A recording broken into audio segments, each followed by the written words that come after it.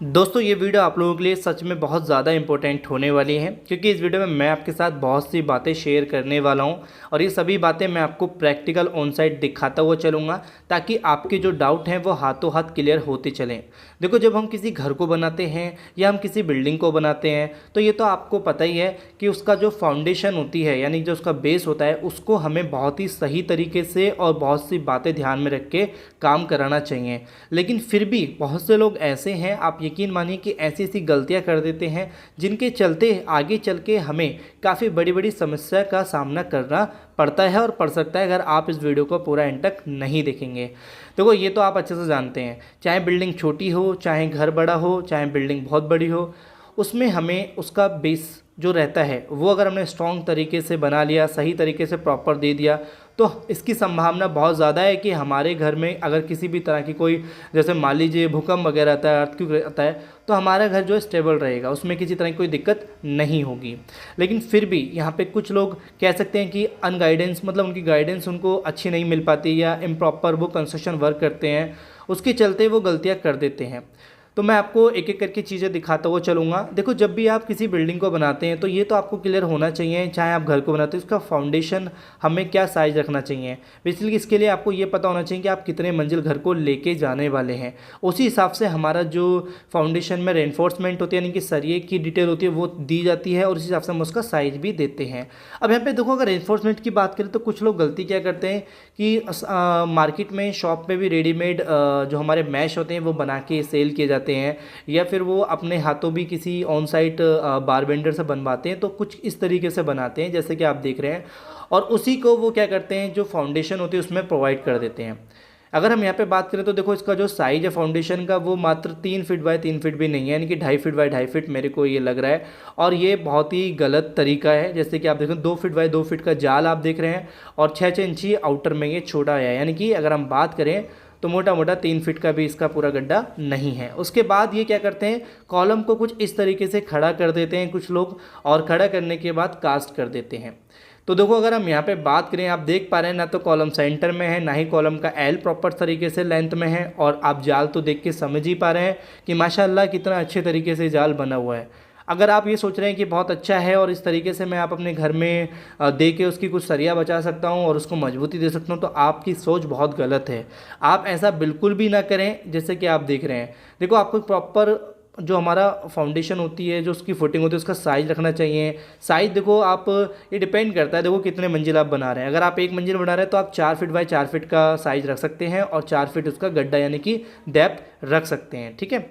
अभी हम यहाँ पे बात करें तो देखो, जो जाल बांधा जाता है, जैसे कि वहाँ पे मैश बांधा गया था, वो एक गलत तरीका था। आप उसके लिए इस तरीके का मैश यूज़ कर सकते हैं जो कि हमारा एल बैंड हो रखा है, ऐसे आप देते हैं। उसके बाद आप कॉलम कास्ट करें।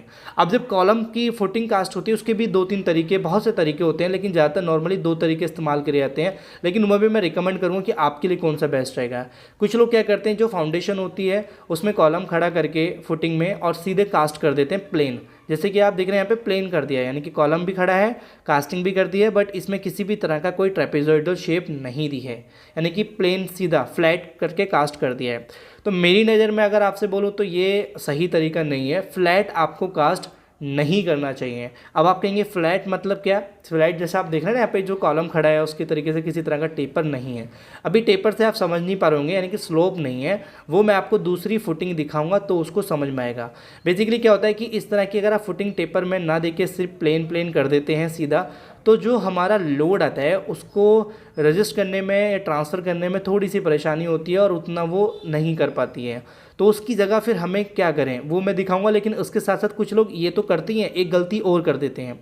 वो कुछ इस तरीके की, जैसे मान लीजिए कि कॉलम जो है वो उन्होंने, देखो प्लेन यहाँ पे नीचे फुटिंग दिख रही है, उसके बाद जो कॉलम को कास्ट करा वो फर्मा ना लगा के, कोई शटरिंग ना लगा कर, जो वॉल होती है हमारी, ईंट होती है, उसी की ईंटें और पास बाउंड्री के तौर पे यहाँ पे सपोर्ट कर दिया और उसके बाद उसको कास्ट कर दिया। तो देखो ये भी बहुत ही गलत तरीका है, इसमें आपका जो कंक्रीट है वो काफ़ी ज़्यादा लगता है, कॉलम की जो शेप मिलती है वो आपको उस तरीके से फिनिशिंग में नहीं मिल पाती है, वहाँ पे कहीं ना कहीं हनीकॉम आ जाते हैं। और मिट्टी में प्यार नमी हमेशा बनी रहती है, और जहाँ पे हमारे कॉलम में छिद्र पाए जाते हैं, गंजापन निकलता है, उसमें जंग लगने के चांस होते हैं, क्योंकि नमी हमेशा बनी रहती है। अब आपने ये तो जान लिया कि ऐसे कास्ट नहीं करना चाहिए। तो पहले मैं आपको बताऊंगा फिर आपको कॉलम की फुटिंग किस तरीके से बनानी चाहिए। तो कॉलम की फुटिंग जो रहेगी वो टेपर में रहेगी, ट्रेपेजॉइडल में रहेगी।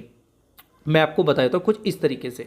आपका मान लीजिए जो भी आपका गड्ढा है वो 4 फीट का है, 5 फीट का है, तो जो आपने नीचे जाल बनाया था उसके बाद जो कास्ट किया था, तो उसका आप ये मान के चलिए 2 से 2.5 फीट आपको टेपर उसकी हाइट से बनाना है, कुछ इस तरीके से।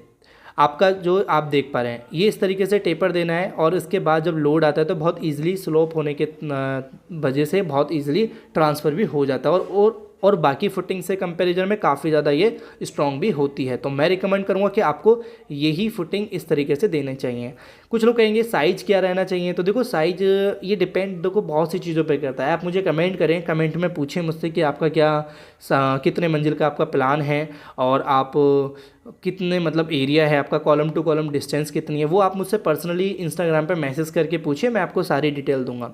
तो बस आपको ये फुटिंग का ध्यान ज़रूर रखना है, क्योंकि फुटिंग ही हमारे घर का एक अहम हिस्सा है। अगर हम ऊपर चाहे कितना भी अच्छे से बना लें, कितने भी अच्छे से उसमें लाखों रुपया करोड़ों रुपया लगा दें, लेकिन अगर आपने फुटिंग ही सही तरीके से नहीं दी है तो मैं नहीं समझता कि आपका घर किसी भी हज़ार्ड में टिक पाएगा। यानी कि कोई अगर भूकंप रेजिस्टेंस कुछ भी हुआ हमारा तो उसको रजिस्ट नहीं कर पाएगा, अर्थक्वेक को रजिस्ट नहीं कर पाएगा।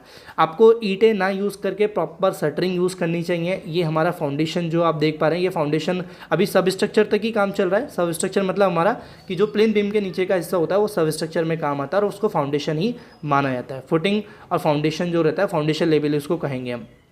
और ये जो मैंने बातें बताई वो सारी फुटिंग से रिलेटेड है। तो आप ध्यान रखें कि सरिये किस तरीके से बांधना है। अगर मैंने सरिये की डिटेल मैं आपको थोड़ा बता देता हूँ। जो फुटिंग का जाल हमने बनवाया था उस जिस तरीके से, उसमें आप 10 से 12 mm की सरिया यूज़ कर सकते हैं, ठीक है। आप इससे ज़्यादा करें तो कर सकते हैं, लेकिन 10 से कम आप बिल्कुल भी ना करें। उसमें भी आप 12 mm की सरिया नीचे डालें और 10 mm की सरिया आप उसमें टॉप में रखें। तो कुछ इस तरीके से आपको सरिया देनी है। बाकी कॉलम की जो सरिया रहेगी, साइज़ रहेगा, देखो ये डिपेंड करता है कितने आप मंजिल लेके जा रहे हैं। जैसे कि मैंने बोला ये बहुत सी चीज़ों पे एक एक चीज़ डिपेंड करती है, तो इसलिए मैं वहाँ पे ज़्यादा नहीं बोलूँगा। वो मैंने पहले ही बोल दिया कि अगर आपको पर्सनली जाना है तो आप मेरे इंस्टाग्राम पे मुझे मैसेज कर सकते हैं। फोकस सिविल वर्क से ही वो आपको चैनल है। उसके बाद कास्टिंग की बात कर लेते हैं। तो कास्टिंग में भी कुछ लोग यहाँ पे इग्नोर करते हैं कि इसका प्रॉपर रेशियो ही यूज़ नहीं करते, यूँ ही रैंडमली बना लेते हैं। तो ऐसा नहीं है, आपको रेशियो भी M20 रेशियो यूज़ करना चाहिए, यानी कि 1:3 ये एक रेशियो होता है, जिसमें 1 पार्ट हमारा सीमेंट होता है, 1.5 पार्ट हमारा एग्रीगेट होता है, वो सैंड होती है रेत, और 3 पार्ट हमारा होता है एग्रीगेट यानी कि दाना। दाने में आप 20 mm यूज़ कर सकते हैं, साथ ही साथ आपको 10 mm भी यूज़ करना होता है, 1/3 पार्ट। तो मुझे लगता है कि आपको मैंने जो भी बातें बताई हैं वो आपको क्लियर हो गई होंगी। बट अगर फिर भी कोई डाउट रह गया है तो आप मुझसे कमेंट में टाइप करें, और उसके बाद मैं आपको वो चीज़ें शेयर कर दूँगा। और अगर मैं बात करूं, जैसे मैंने रेशियो बोल दिया है, और जो पीसीसी होती है वो भी आपको ध्यान रखनी है फुटिंग में। पीसीसी आपको ज़रूर करनी है, वो सबसे पहले रहती है जाल बांधने से पहले। तो वो आप 6 इंची पीसीसी रखेंगे, इससे कम आप ना रखें। तो thank you for watching video. इससे पहले आप एक चीज़ करिए कि चैनल पे आप विजिट करके पुरानी वीडियोस हमारी देख लीजिए, वो आपको काफ़ी ज़्यादा हेल्प करेंगी आपके घर को बनाने में। और ये वीडियो थोड़ी बड़ी है मुझे पता है, लेकिन इसमें मैंने जो बातें बताई हैं वो आपको समझाना काफ़ी ज़्यादा ज़रूरी था। तो चैनल को सब्सक्राइब जरूर कर लेना, इससे हमें मोटिवेशन मिलती है ताकि हम आपके लिए नई नई वीडियो लेके आते रहें। तो thank you for watching video, मिलते हैं अपनी नेक्स्ट वीडियो में।